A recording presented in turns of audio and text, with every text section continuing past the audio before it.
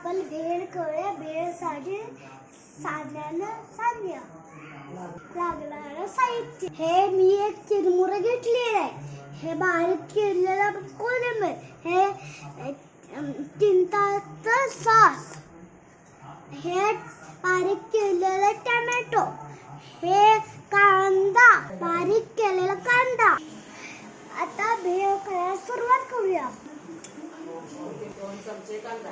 2 चमचे कांदा, 2 चमचे टोमॅटो,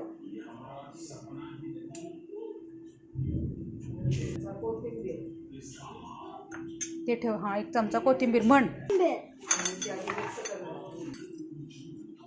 तोंडानं, त्याच्यानं नाही, ह्या चमच्यानं घे आणि म्हण पहिला तोंडानं की हे व्यवस्थित मिक्स करून घेऊया.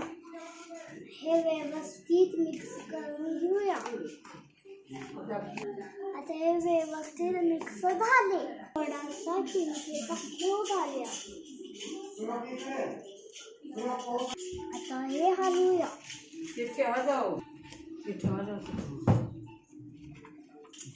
हा माझा छोटा मुलगा बी मला मदत करतो. तर ह्या खाण्यासाठी भेळ तयार. आता आपण सर्व करूया. चवीसाठी कोथिंबीर.